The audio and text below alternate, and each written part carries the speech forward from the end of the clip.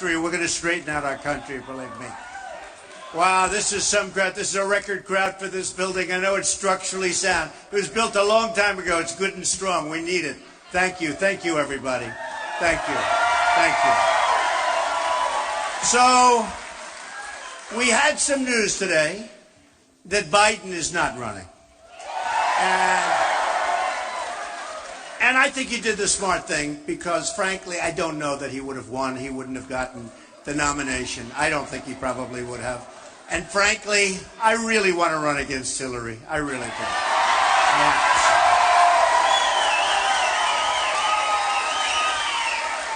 That's the one. That's the one I've been. You know, when you sort of like, if you have a baseball team or a football team, you sort of get your heart set on something.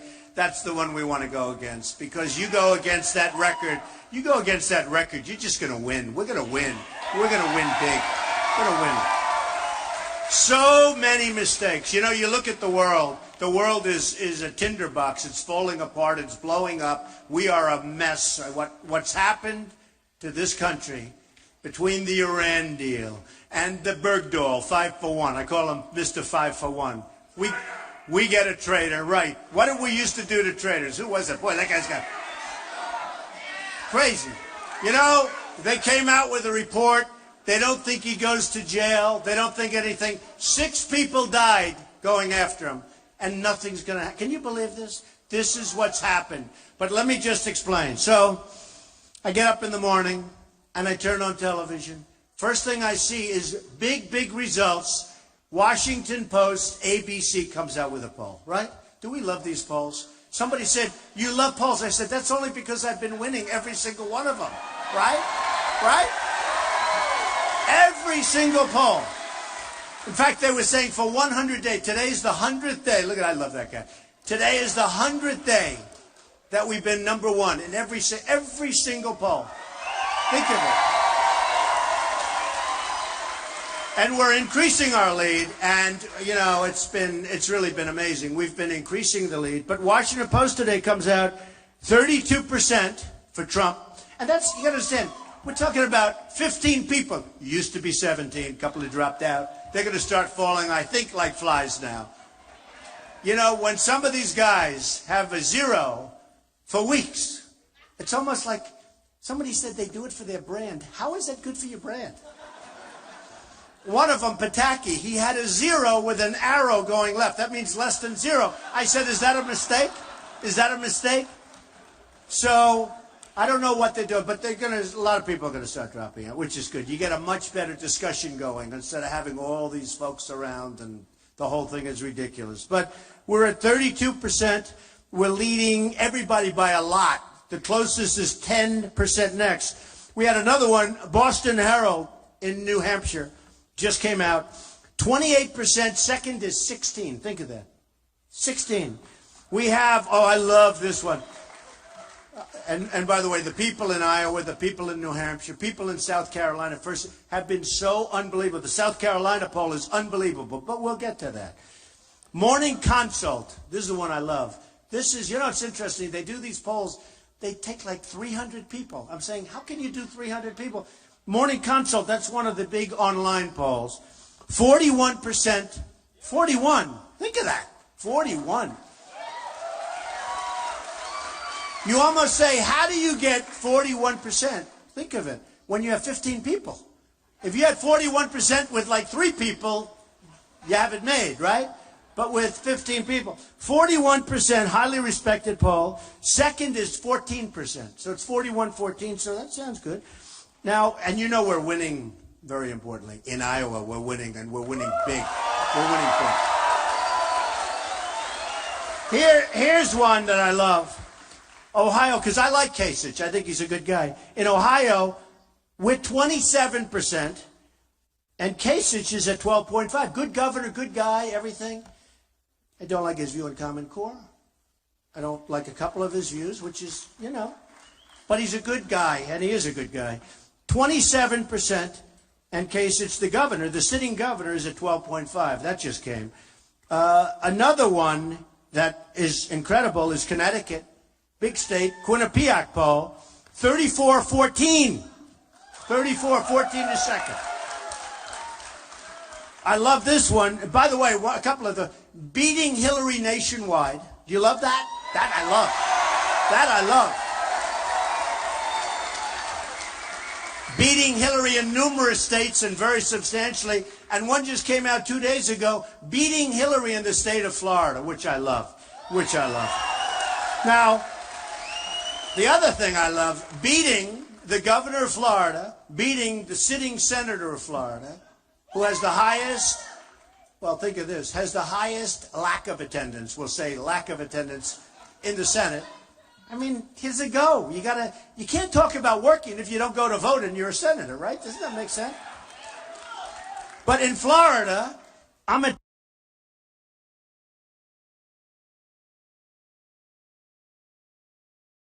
29%, and they're, I won't say, but they're really low. They're in the teens and less than the teens.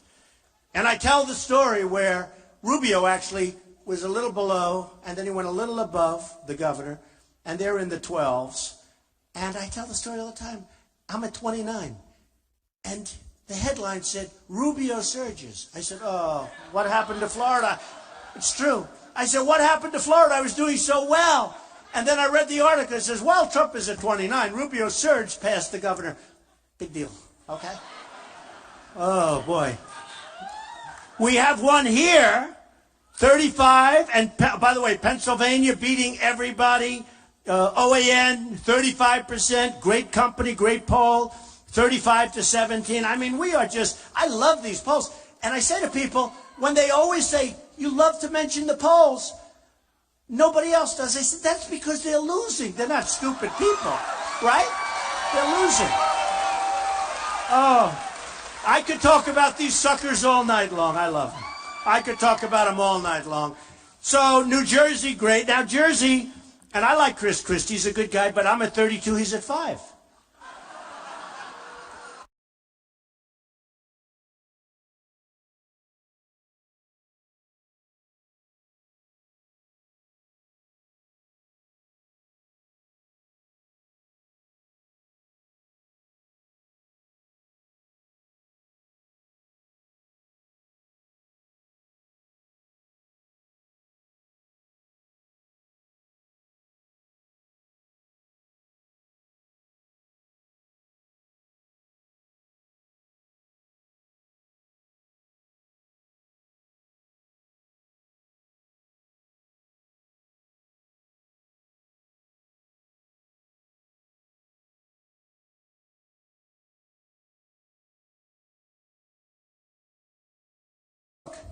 We have to get moving. Political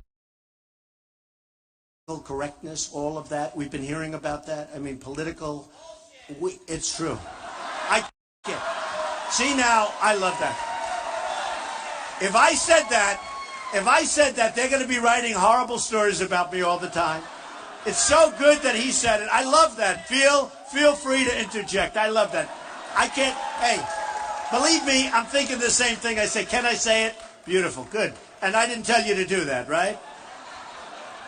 You know, the word Christmas, I was saying Christmas. I love Christmas. Do we love Christmas?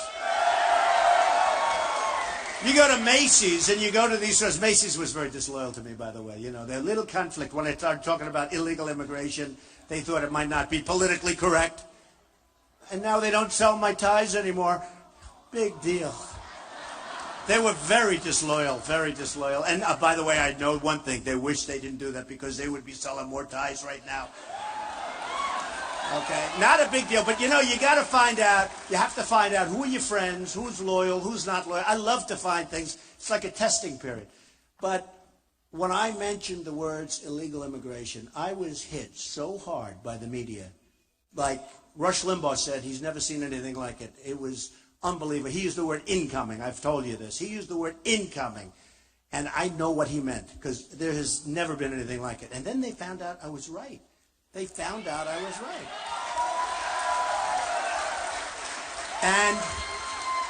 And it's a huge subject. I mean, the whole thing with illegal immigration is a huge subject. And I love Mexico, and I love the Mexican people. I have thousands of Hispanics working for me, and they're great, and they do a great job. And I'm winning in polls. Nevada just gave me the poll. Not only am I winning in Nevada, I'm winning with the Hispanics in Nevada easily against everybody. You know what I love? A poll came out the other day that I'm winning 25%. Think of this. As a Republican. As a Republican. It's unheard of. Usually it's 7%, 5%, 4%, 9%. 25%, you know what I'm going to say? African American. They say if you get 25% African American, the election's over. You're going to win the election. No, it's true. It's true. And my relationship with the African Americans, my relationship with Hispanics, you watch, I think I'm going to win with Hispanics because they know what I'm going to do. I'm bringing back the jobs. I'm bringing from China. I'm bringing back from all over. We're bringing back the jobs. But we have to stop the nonsense where our people are so grossly incompetent. Our leaders, our representatives, our negotiators are so incompetent that it makes you just sick to think. I mean, think of these deals. I mentioned the Iran deal. Who would do a deal like this? Who would do a deal like this? Where they're saying Obama. You know, you have the greatest straight men of all. This is the greatest. These guys, and so far I've only heard the guys. I haven't heard the women. But so far I've had 3 guys. They are right on. I like the women better. Okay. Boy, they are right on cue. These people are fantastic. But who would negotiate deals like this? I mean, why and where and how does it happen? So I have great relationships with foreign countries. I'm doing deals. I do deals all over the world. We do great. We built a great company. You know, they said he wouldn't run.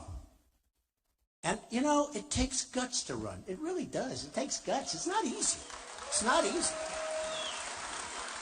But they all said he wouldn't run. And I looked at it last time. Romney let us down. He should have won that election. And he let us down. I mean, pure and simple. He choked. He choked. What happened? He went away for a month before the election. He starts building a garage for 9 cars in California. I said, couldn't you have done that, like, you know, after the election? You had to do that. And they had a big story. Remember the 9-car garage? That wasn't so good. That doesn't play well for the election. But something happened to him. And I backed McCain. And that I understand. But he had a hard time with that one because lots of bad things were happening. And I backed Romney. And that's one that should have been won, and he failed. He failed us. Very simply. And I'm not happy about it.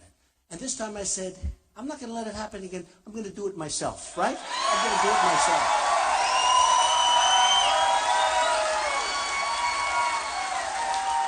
You ever, like, have a problem? I see the people in the audience, workers, hard workers like me. I'm a worker, but hard workers. And a lot of times, you know, you get people and you say, do it, do it, do it. It doesn't get done right. Then finally you say, okay, now I'm just doing it myself. That's what I'm doing here. I'm doing it. I'm going to do it myself. I'm spending my own money. I'm spending my own money. You know, today, Bush has one of his top people in Berlin, Germany, raising funds. Can you believe that? In Berlin. What are we going to give to Germany for this? Remember this. All of these people that are putting up money, all of them, they're getting a lot for it. I know these people better than I know anybody. The lobbyists, I've hired many of them. Some are great. Some are very talented. They get whatever they want. They give millions and millions of dollars. And they're going to spend hundreds of millions of dollars against me. And frankly, I just hope people understand. When you see these attack ads, they call them attack ads.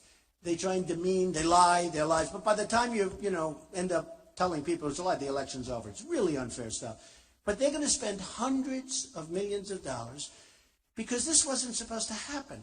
Nobody controls me. I'm controlled by you people. I'm controlled by the people in the country. Nobody controls me.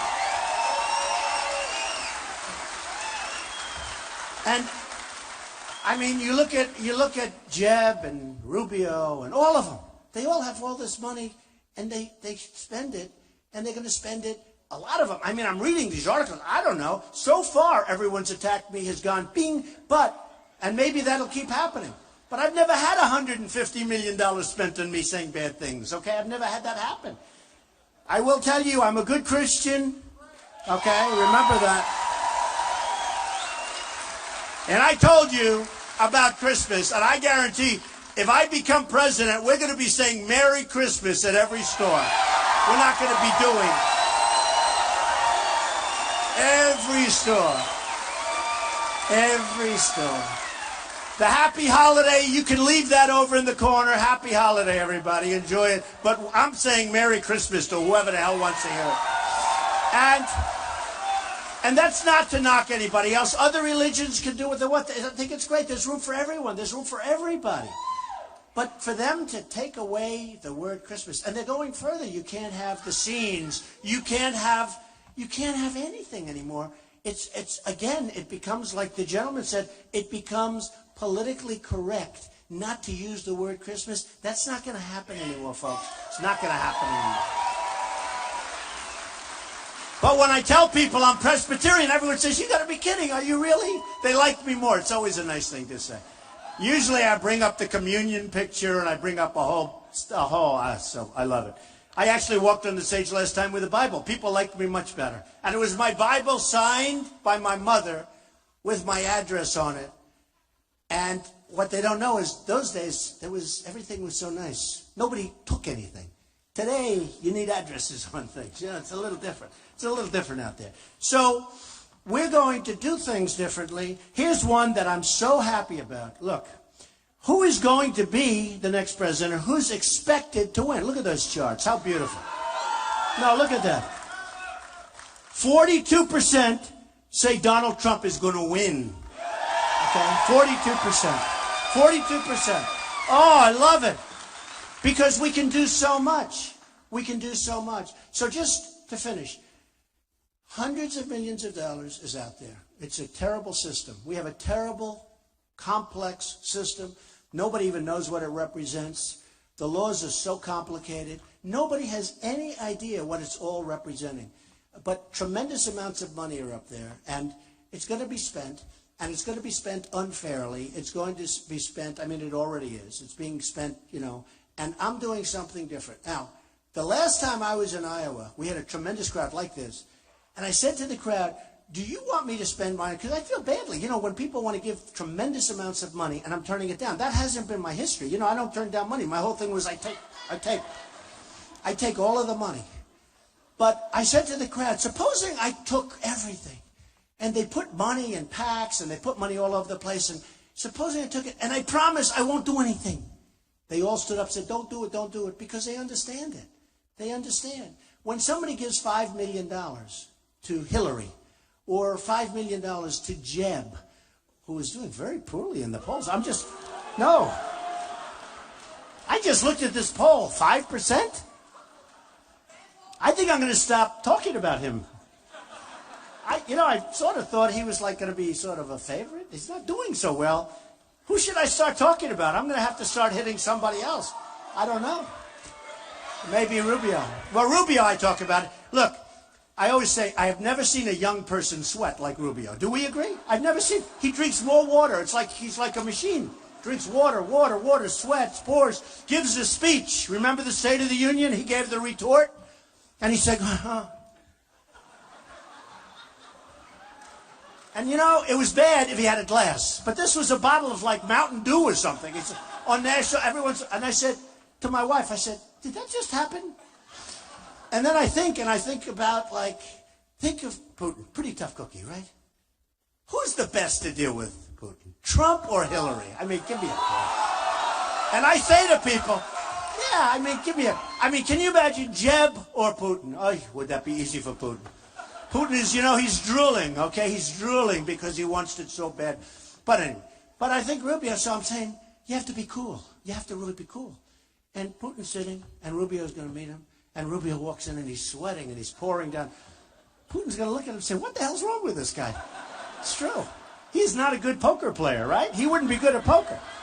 Hey, look, I'm sure he's a nice guy. I really don't know him, but I'm sure he's a very nice person. But we're beyond nice people. And I think I'm a nice person. I think I am. I'm a nice person. A woman said to me at a rally where we had, 9,000 people. It was incredible. It was in New Hampshire. She said, "Mr. Trump, I'm voting for you. I love you. You're really the guy. But do you think you're nice enough to be president?" And I said, "This is an election. Enough. We have enough. We need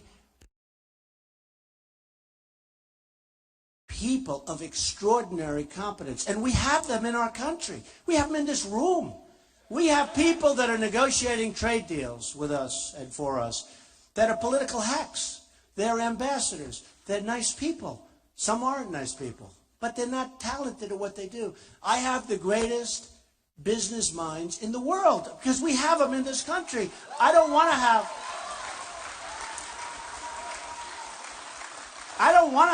a nice, I want to have a really smart, I want to have a killer. I don't care. I want to have people. With China, we're going to lose almost $400 billion this year in trade. Think of it. That's our trade imbalance. I said, do me a favor. Find out what's the imbalance. 400. It's almost 400 billion. It's been that way for many years. How long can you keep doing this? And you want to trade with China? It's impossible. And you people know it because you deal with it. From Iowa, you deal with it. And you know that. It's very hard. And when it comes to us, they send their stuff in. When it comes to us, we go that way. Taxes, tariffs. They don't like to use the word tax. They call it a tariff. And some of the tariffs are so onerous you can't do business. A friend of mine is a great manufacturer. He can't deal with China because they charge him so much. Now, I don't knock China. I have my tenants from China. I have people buy apartments for $35, $40 million in Manhattan from China. What am I going to dislike them? I like them. The largest bank in the world is a tenant of mine from China. I mean, I respect them. I wish our leaders would be able to do the same thing. I'd be so proud if our leaders could take those deals and make them great deals, even good deals, even break-even deals. What would it be if instead of having an imbalance of $350 billion, we broke even? Do you know? Do you know what that would mean? Do you know what that would mean for our country? Do you have any idea what that would mean, the kind of numbers we're talking about? Somebody said, you can't do that. It's going to take, I saw proposals from some of the candidates we're running against. They want to balance the budget within the next 25 years. I said, excuse me, 25 years? 25 years? What are you talking about? What are you talking about? We have people that just don't get it. They don't have it. You know, it's like a great athlete. They have great athletes. For some reason, Dan Gable, great wrestler. Right? Right? I watched him for so long. He went, I think it was like 189 and like practically like nothing. But whatever it is, I mean, nobody even knows. He works hard, but a lot of people work hard. But some people have the same thing with business, same thing with negotiation. I want to have the greatest negotiators. I know most of them. I come from an area of great negotiators. It's called Wall Street. I want these tough guys. Seriously, I want to put them to work for us. They don't want any money. They don't want money. I'm getting calls, now that I'm leading all the time, all these guys are calling the biggest guys, the best. Some good, some not so good. Some want to get involved. Carly, I wouldn't want. I mean, what you did to that company, I'm not interested in Carly, to be honest with you. But no, seriously, I have the best negotiators in the world calling. Carl Icahn, great. He's made a fortune. He doesn't want money. He just wants to do it. I say, Carl, handle China. Good, I'll do it. Guess what? Lots of good things are going to happen, folks. Lots of very good things.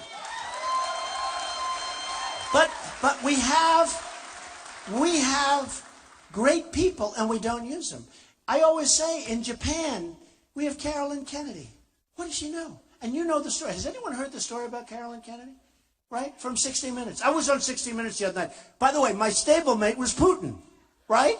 And they got the highest ratings they've had in a long time, 60 Minutes. So I'm taking full credit for that. I'm not giving any. None.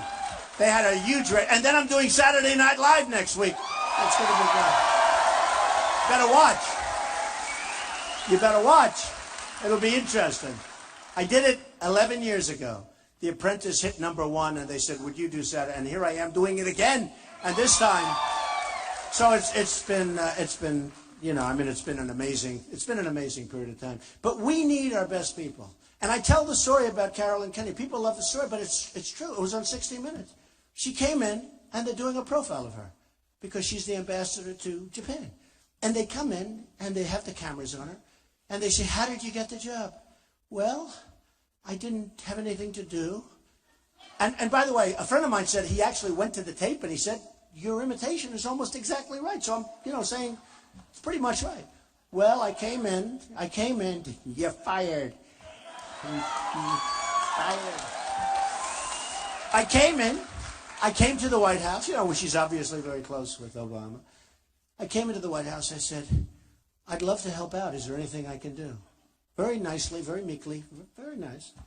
And my daughter likes her, so she has to be a nice person. You know, Ivanka, we love Ivanka. I could have her do some negotiating for us, believe me. Ay, ay, ay. She is tough. She is tough. But she's good. She's got a great heart. But Carolyn Kennedy comes up and she goes, well, I said, do you have anything for me to do? I have just nothing to do. Do you have anything to do? They said, would you like to be the ambassador to Japan? She goes, really? You mean that? She couldn't believe it. So now she's the ambassador to Japan, and they have her on 60 Minutes where she's being wined and dined by Abe, who's a killer. You know, he's a great leader. He's the best leader Japan's had in a long time. They're doing big devaluations of their currency. They're killing us. They're killing us. And she's a negotiator. I don't want that. I want Carl Icahn. I want Henry Kravis. I want these guys. I want the right people. I want the right people. I don't want that. With Japan, last year, $70 billion. This is in 1 year. How do you lose $70 billion and then say, oh, let's have dinner, let's have dinner. They come over, we give them a White House fret. We give them a beautiful White House dinner. With China, they come over the other day, and we have this beautiful tent on the lawn. They put a tent. You know why? They turned down my offer. You know I offered to build a ballroom. You know that. I offered to build a ballroom, and I called up the Obama administration, spoke to a very nice guy, David Axelrod. I like David Axelrod. No, but it's okay. Got to speak to somebody, right? But I spoke to David Axelrod, and I said, David, you know what? I see you have tents, and it's not even safe. You know, it's cloth. It's not good. I said, if you want, we'll get 5 of the top architects only in the United States. We're not interested in a foreign architect for the White House. Do we agree? Makes sense, right? We'll get some great architects. And we're going to design 5 ballrooms, big ones. It's going to cost me $100 million to do it properly, like I'm doing at the old post office site, which is going to be great. We're going to design 5 ballrooms by 5 different architects, put all your people in charge. I will pay for it 100%, and we'll get just the right. We'll go out to the critics. We'll get one that everybody loves. We'll put them together. We'll do whatever we have to do. It'll be so beautiful. It'll be great.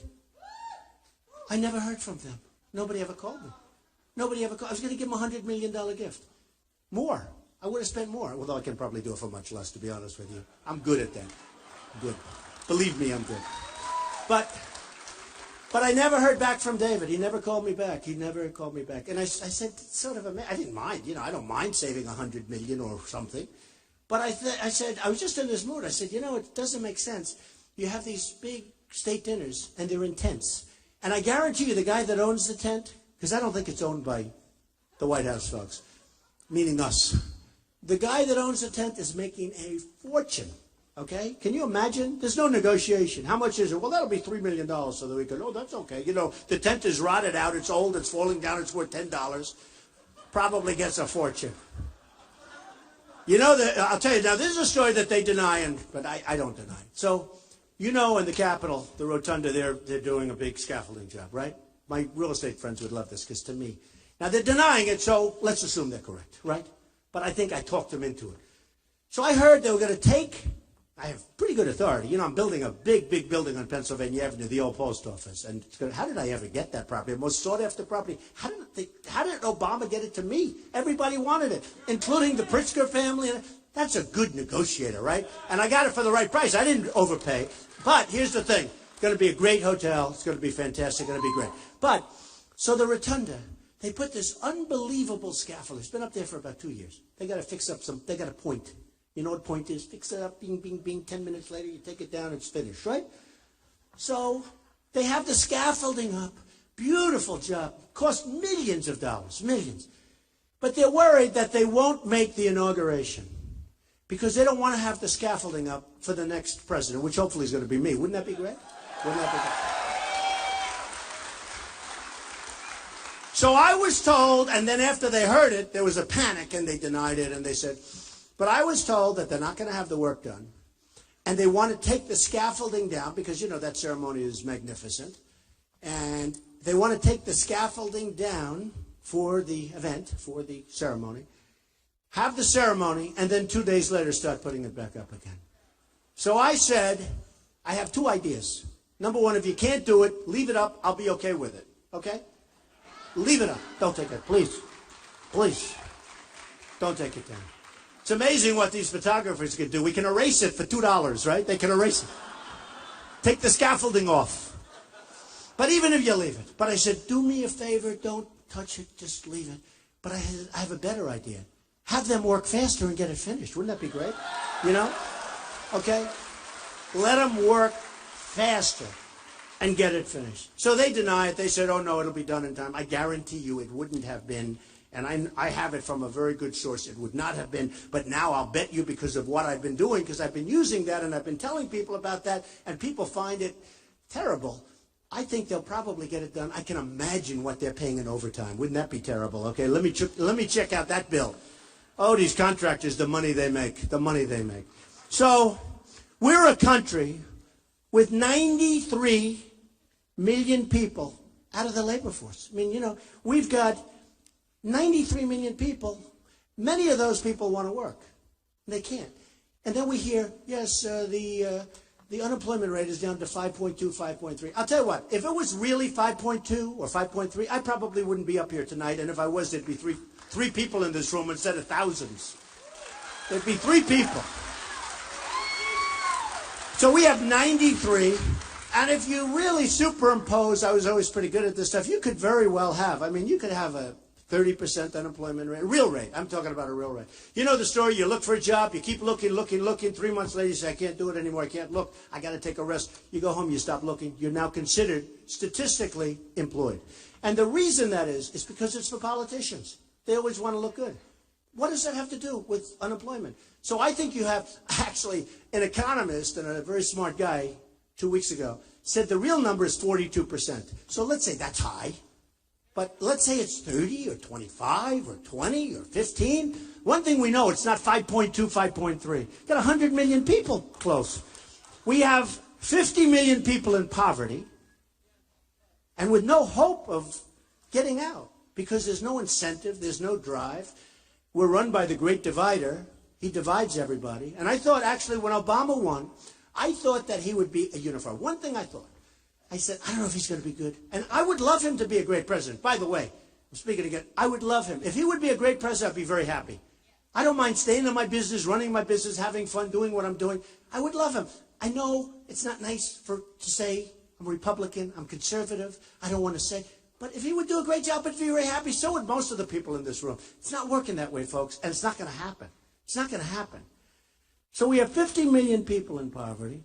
We have 46 million people on food stamps. We've got tremendous problems with Obamacare. You know, your premiums, in case you haven't noticed, are up 45%, 38%. Some person said to me, it wasn't 45%, Mr. Trump. Shout it out from the audience. I think maybe an Obama fan, but shout it out from the audience. Wasn't 45. I said, oh, yeah. I said, maybe I'm in trouble. What is it? It's 38%, sir. Oh, fine. That's fine. 38%.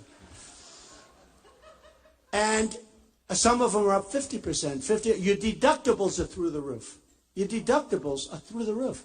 Unless you get hit with a Komatsu tractor, because Komatsu is doing very well because, you know, what happened with Japan, they've devalued their currency. Caterpillar's having a very hard time. You know that, right?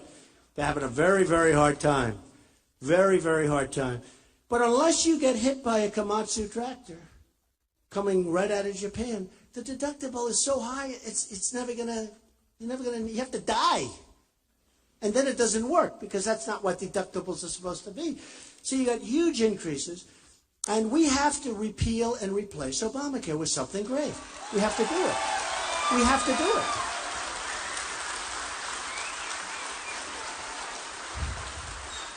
A country isn't a country unless we have a border. Do we agree?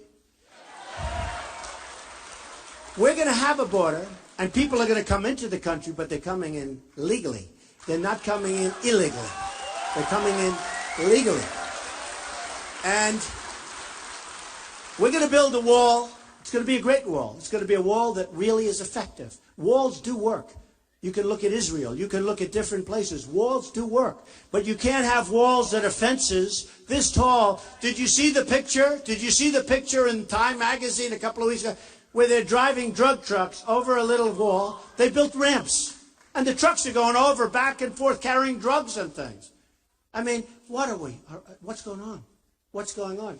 We have tremendous drug traffic coming into this country. And they just come in unabated. I mean, it's just unbelievable. And we allow it to happen. We're going to have a wall. We're going to have a great wall. And Mexico's going to pay for it. And remember I said that. Just remember I said it.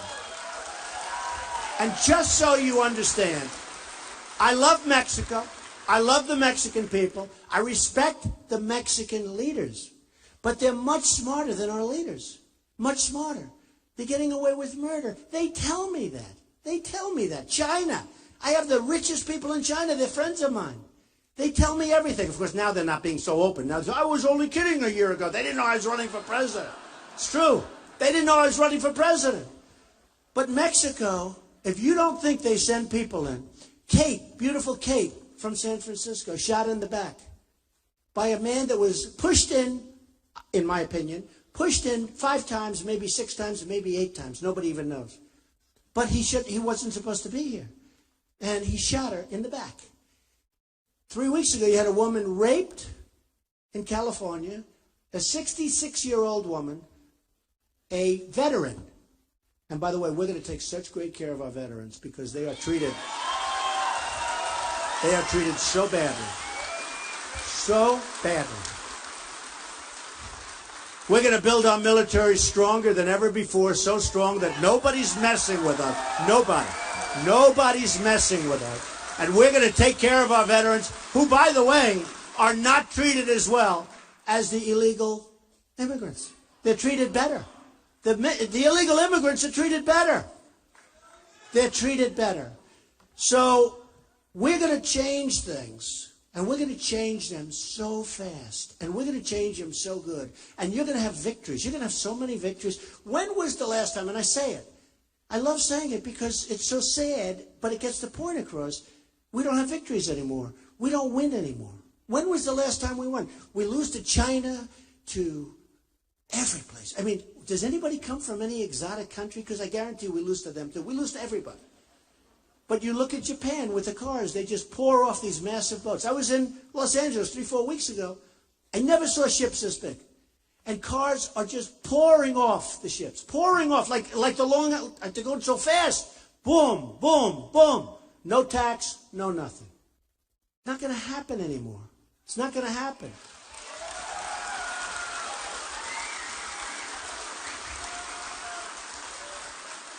It's unfair. It's unfair. It's incompetent. You don't even know. I mean, some people think there's evil intention because how can anybody be that stupid? I don't think it's evil intention. I really don't. I mean, I know people in this room think it's evil intention. But how can they do it? How can they allow it to happen? We give them beef, Japan. And then they send the beef back, which is not good for the quality of the beef, by the way, back and forth. And you people know it because you do trading. And you do it's so hard. They don't want our product. And yet we take their product, no tax, just come on in.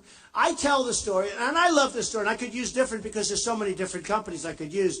You know, in Tennessee, a big car factory was going to be built. They decided to go instead, as you probably have heard, to Mexico. Big, big, massive plant.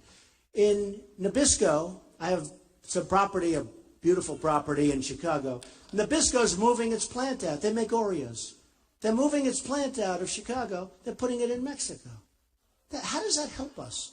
With our trade deals, our brilliant trade deals. We're losing everything. We're losing our jobs. The one I love to talk about is Ford, though. They're building a $2.5 billion factory. $2.5 billion. You know what that is? It's a one-story building. You know what two and a half means? You're going forever. It's massive. They're going to sell cars, trucks, and parts. And they're going to sell them into our country. Now, they're taking and they're going to close places in Michigan and all over the country. And I don't want that. And I said, supposing I was president, I can tell you what I do. But now take Hillary. Let's say she's president. Do you think she's even going to know that it's happening? She's not going to know. And if she thought it were wrong, if she's not going to have a clue. Look, nothing but trouble. She's not going to have a clue. But take Hillary. So she says, you know what, that's no good. We're losing all these. You know how many plants that is to build $2.5 billion, one big monster plant? That's a lot of jobs, and they're not going to us. So Hillary would say, well, we don't like that. I don't want it. She would be hit by the lobbyists. She would hit immediately. She would be hit by Ford lobbyists. She would hit by Ford special interests and Ford donors and people that own Ford stock. And within 10 minutes, she'd say, oh, it's okay. I'll be hit by people, but they won't even call me because they don't have a chance. It's over. It's over. It's over. It's over. And I would tell the people at Ford, I don't want you to do that. I don't want you to close your plants. I want you to build new plants. You don't have to have the old ones. And I don't care. It can be anywhere, but it's got to be in the United States. And if you're not going to build them, then we're not going to allow cars and trucks and parts to cross the border with zero tax after what we've suffered through. We're not going to allow it. We're not going to allow it. I mean, the way our country's run, if it doesn't happen to be me that wins, you know what's going to happen? They're going to build a plant, and illegals are going to drive those cars right over the border. I'm telling you. It's going to cost them nothing right over the border, and then they'll probably end up stealing the car, and that'll be the end of it. We have got to get smart. We have got to get smart. Now, I would say the following. I would say to the head of Ford, here's the story, and this is what you're going to do. Here's the story. We're not going to let you do this. We want you to build, but if you don't want to, that's okay. We're charging you a 35% tax. Okay, we're charging it.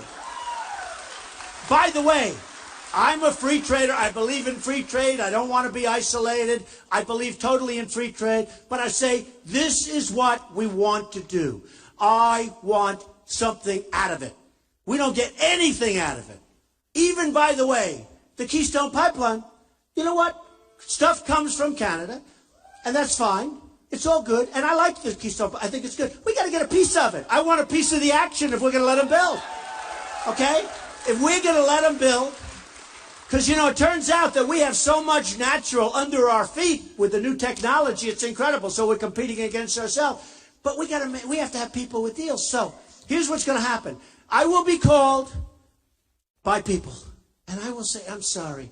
And I guarantee you that by the end of the day, the head of Ford will call me. Might take an extra day if they want to play tough. And they will say, Mr. President, we really don't think that's fair. We don't want to pay a tax. I said, that's okay. Bye, Bing. Okay. No, that's it. And then, by the end of the day, I guarantee you, I get a call, and they will say, Mr. President, we're moving back to the United States. We're going to build that plant in the United States, okay? I guarantee it.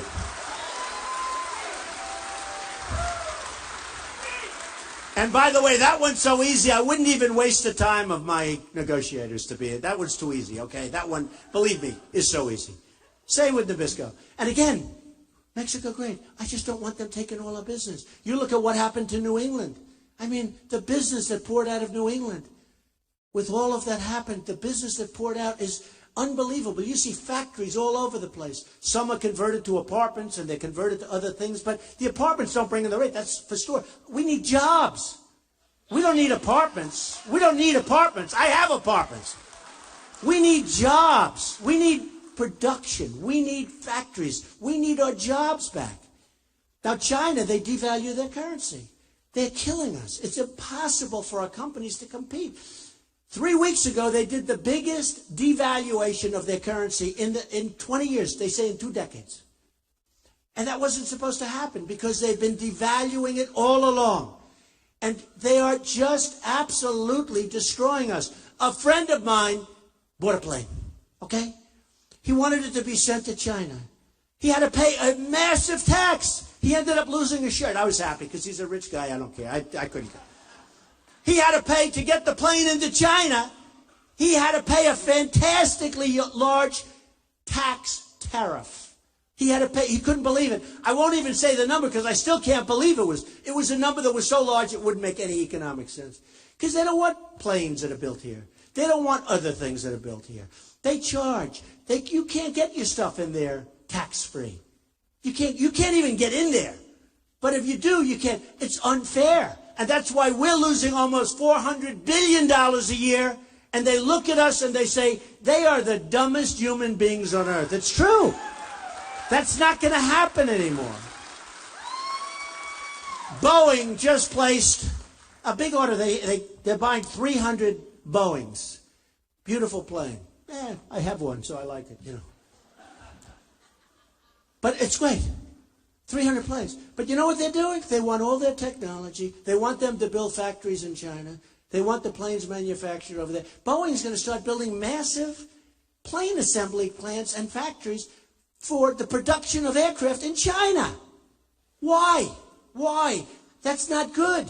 In South Carolina, they have Boeing. In Seattle, they have Boeing. I want them to expand here. I don't want them to do that. I don't want them to do that. So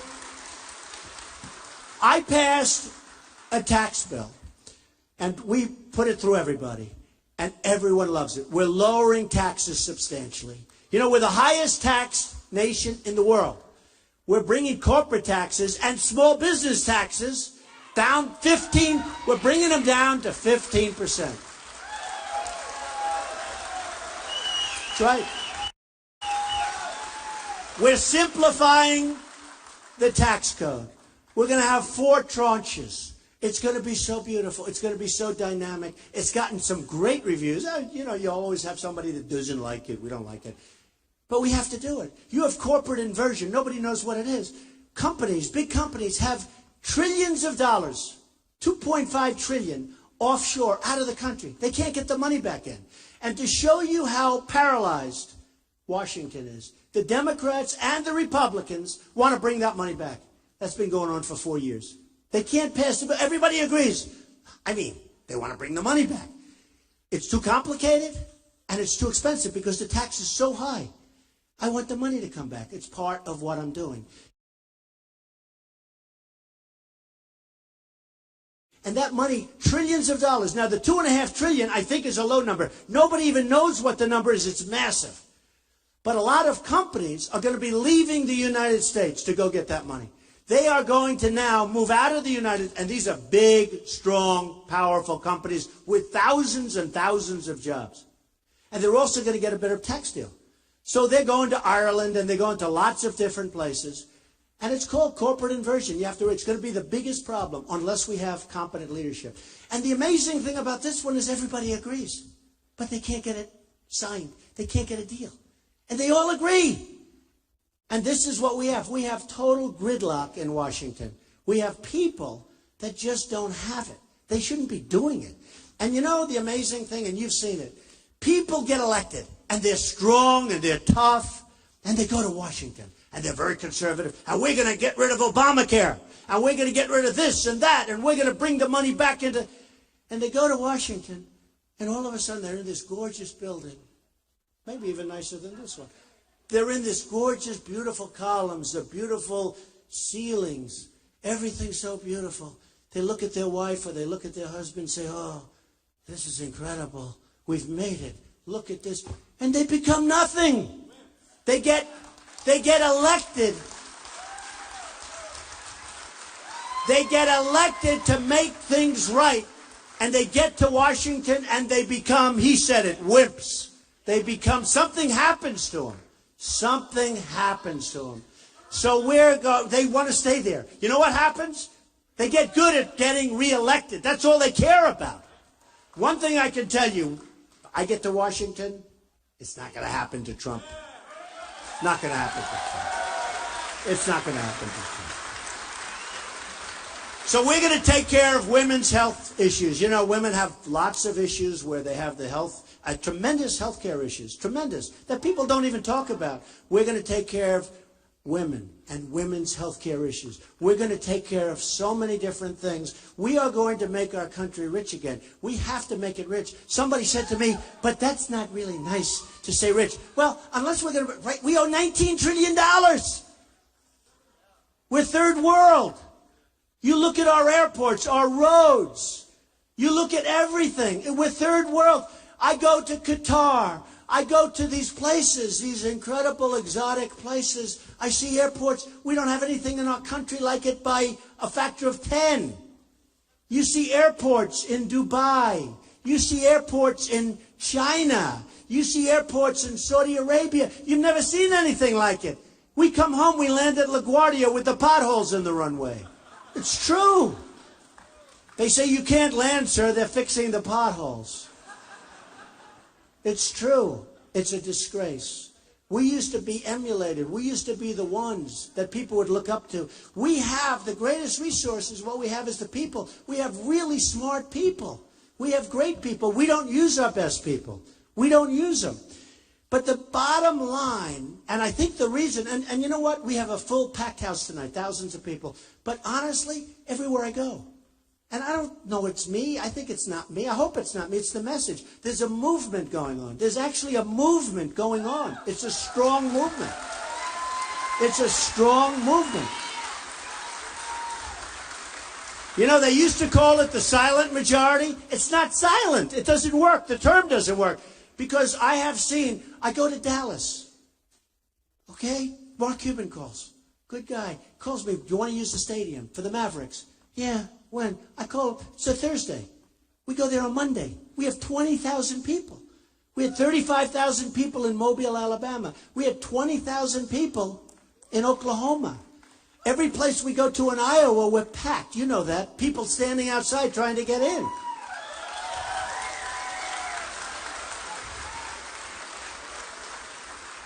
It's been an amazing moment for me. A friend of mine who's a very successful guy said, how many people are you speaking tonight? I don't know, 4,000 people, a lot. He said, and that's a small group. That becomes like 4,000 is a small group. He said, how do you do that? Do you write speeches? I said, no, I have a great memory.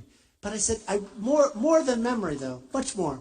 I have a heart. I know what we have to do. I don't need teleprompters to tell us what we have to do.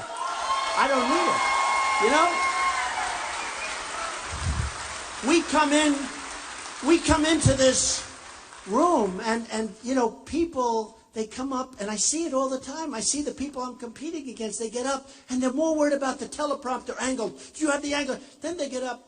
Good morning, ladies and gentlemen. Bah, everyone's falling asleep. It's brutal. It's brutal. But that's what we have. We can't have that. We have a teleprompter president. We can't have that. We need somebody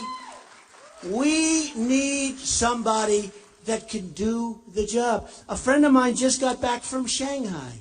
He's in Shanghai. He said, Donald, I've never seen anything like it. What they're doing there is unbelievable. He sends me pictures of cranes on every corner. Stuff. I mean, everybody going crazy. There's nothing like it. And I could name so many other places. It's not happening with us. It's not happening. It's the opposite with us. Everything's leaving. Everybody's laughing at us because we're led by people that don't have it. And it's not going to happen any longer. And that's why I'm doing this, folks. That's why I'm doing it. Believe me.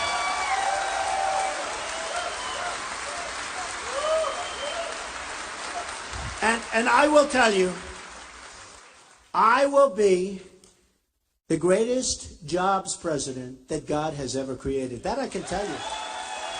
That I can tell you. God will be very proud of me because he wants good. I will be the greatest jobs president that God has ever created. And I mean it so much. It's so easy. You know, in one of the polls, actually a CNN poll, they did all these things. And I was #1 in leadership and jobs and this and that. And I said, why? Those are important things. We will do something that's going to be so spectacular. Now, I always say, and the whole theme of what I'm doing is make America great again. Again.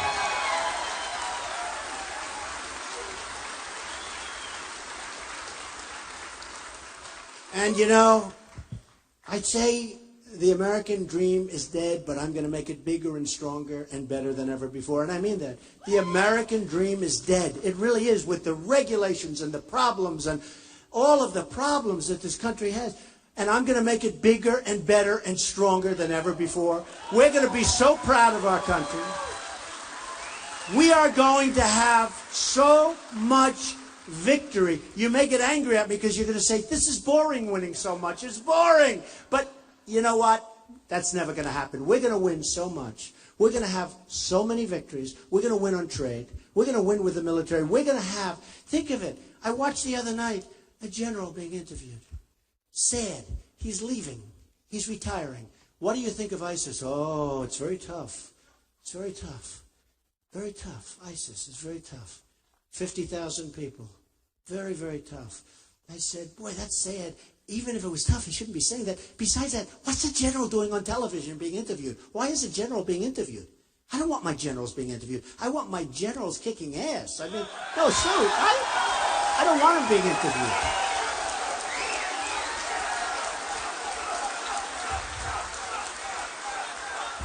I will find the General Patton, or I will find the General MacArthur. We have them. We have them. They're probably not politically. Remember, we got rid of, I won't use his name, we got rid of a very good general because he was too rough, and he used foul language, and he was rough, and his men all loved him. You know who I'm talking about, right? Right. He was a rough guy. That's what we want. I want smart. Number one, smart. But we want tough. We want people. So when I see, as an example, President Obama, we will be leaving Iraq.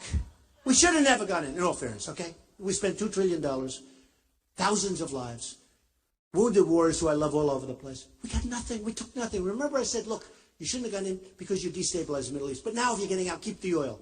You know where's the oil now? Iran and ISIS has the oil. Remember they said how mean I was because I said keep the oil? Remember they said, everybody, all the pundits, the great geniuses on television, well, Trump will run, but he won't do very well. He should be out within 1 week. Well, you know, I've been on top a long time, folks, a long time.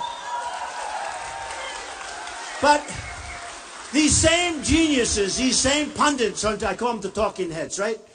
These same pundits on television, they said, well, you know, you can't keep the oil because this is a sovereign country. It's Iraq. Iraq is a sovereign country. It's broken up. Nobody knows what the hell. There is no Iraq. You know what's happening to Iraq? Iran is taking over Iraq because we were so stupid. We ruined it. And what happens now